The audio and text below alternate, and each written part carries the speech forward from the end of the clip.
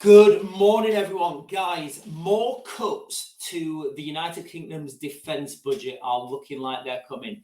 Right now is not a time that we need to be cutting defence spending. This is from an article from, basically this is from an article regarding John Healey, who is the British Defence Minister. So he's come out and he's warning of tough choices. Here it is, guys. Ministers warn of tough choices on defence spending. Some military projects are likely to be cut or cancelled because of financial pressure, the Defence Secretary has suggested. So remember, guys, the article goes on, blah, blah, blah, blah, 22 billion black hole. Yeah. And then if we scroll down to what's really important, the new government has launched a review of the current state of the UK armed forces and the capabilities needed to address threats the country faces. Guys, I can literally tell them right now. I can tell them where to spend the money. I can tell them where to stop spending the money. And I can tell them how, I'll tell you guys in a minute, how to deal with defence spending overnight. It says the review will set out a roadmap for reaching the 2.5% spending figure. However, the Conservatives have criticised the government for not matching the party's election pledge to reach 2.5% by 2030. Military chiefs have called the government to spend more on defence, with the West facing growing threats from countries like Russia, China, and Iran. And you can also put on there, there's a host of other countries, but I would also put on there North Korea as well. So look at this number here, guys, this 2.5% spending figure. Now, the problem with defence spending is, it's called defence spending. So what happens is they don't care about what they get. They only care about how much money they spend. Now, imagine the absurdity of that. Imagine if you give your kids, like, I don't know. Let me think of so your kids, they're mummy, daddy, I want some money for the shop. Right, how much money do you want? And they keep asking you for more and more, and you keep giving them more and more. And every time they keep coming back from the shop, they keep getting less and less. But then you're thinking, right, well, why am I spending more and more on, on money for the shop? But they're coming back with less and less.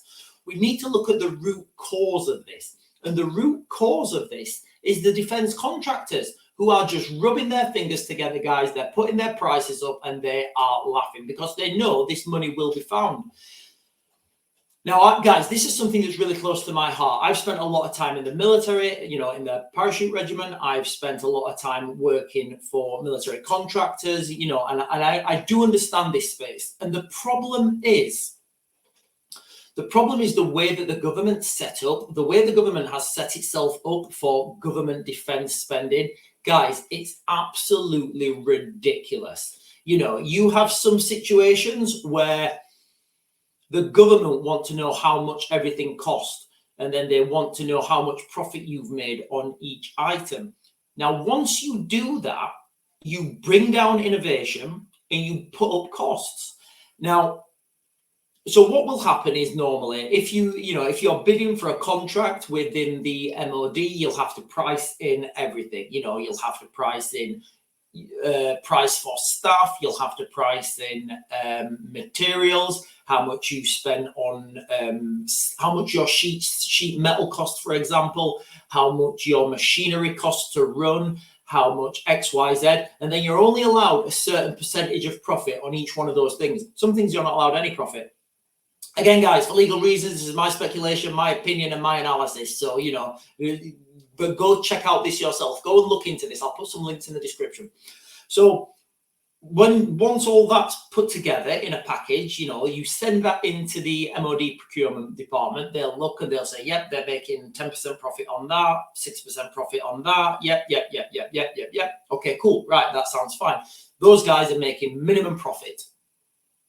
Where that's true, they're making minimum profit, but they're also doing zero innovation because people will only innovate. People will only make things better if there's a financial incentive to do so. So whereas you might have, I don't know, Doncaster may have a new drone, and I don't know, I'm just making this up. Doncaster may have a new innovative drone company that can produce drones really, really cheap, You know, they've got new innovative technology that nobody else has got, and they want to get in defense spending. You know, the government will look at that and they will say, right, yeah, your technology there, we're only going to, that's better than everything else. It will, you know, you could literally build a drone for £500 and that could take out a £5 million tank. When they put that into the defense spending budgeting, they will say, right, yeah, your drone's only worth £200 or whatever. And they're like, whoa, well, we've got some really innovative technology here. We think we should be paid a little bit more for it. And the MOD will say, oh, no. We will only give you 6 to 10% profit margin. So that company has to go away then to make some money. They have to start using really expensive materials. They have to start employing the most qualified technicians, professors, laborers. By laborers, I mean machinists. You know, so then they really have to pump their prices up, and then they go back to the MOD and then they say, right, that drone that we was going to charge you $200 for, yeah, it's now 15 grand. And the MOD go, nice, seems legit. So nobody wins here, guys. The only people that win are the people profiteering. The soldiers on the front line, they essentially don't get enough equipment. The taxpayer gets absolutely fleeced.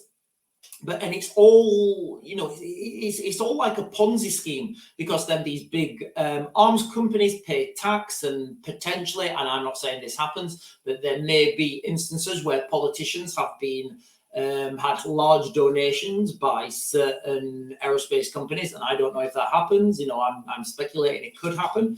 You know.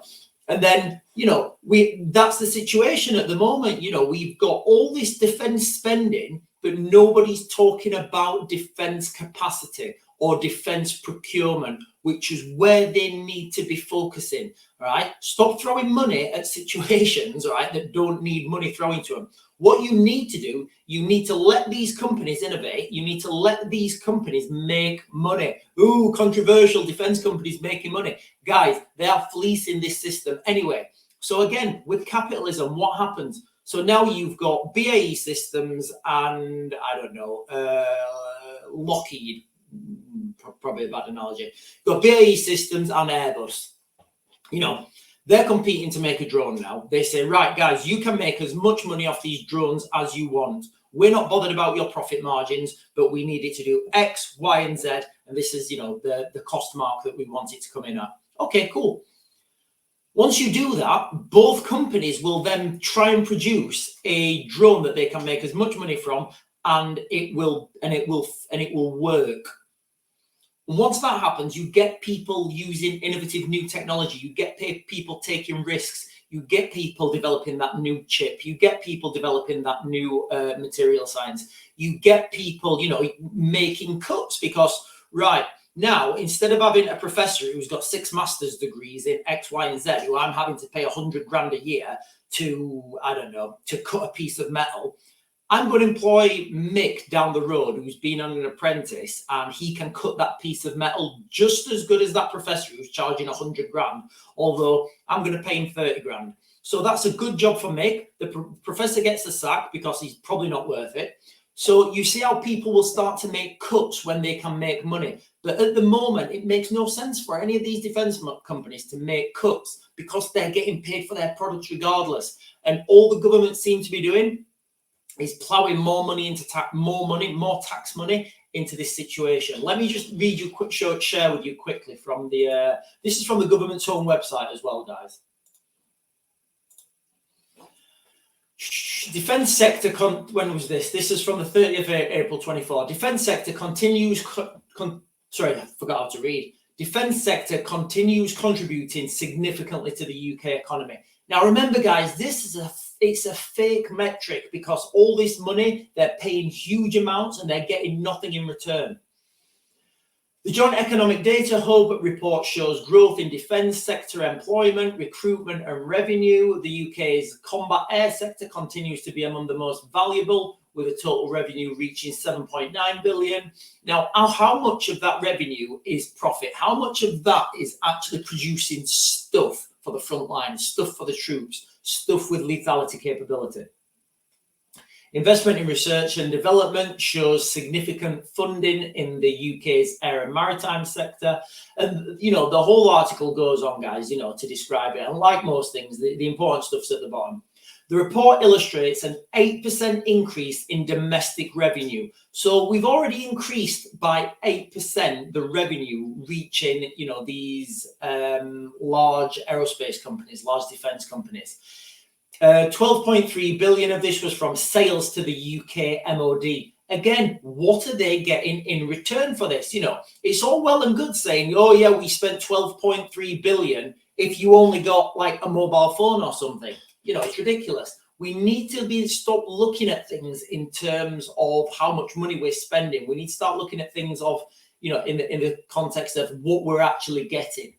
Demonstrating an increase of 8.9% from 2021 and underlying the enduring importance of MOD as the largest defense customer to the industry. So, you know, we're already spending a lot of money on defense. When you contextualize this, the UK spends the same amount, well, I'm not sure about now, but the UK spends roughly the same amount as Russia on defense. And look what Russia's able to push forwards. Look what Russia's able to field. Guys, you know, we need to have more money on defense, but we also need to spend it right. That's the jux of this video, guys. You know, it's an absolute disgrace the way that the MOD procurement, the MOD funding, the defense industry, the way that whole thing is dealt with. And the easy solution is just let them make money, guys. Let them make money and capitalism will sort it out itself. Guys, that's it. I'm going to back to grid. I'll get you another video later. I'll speak to you soon.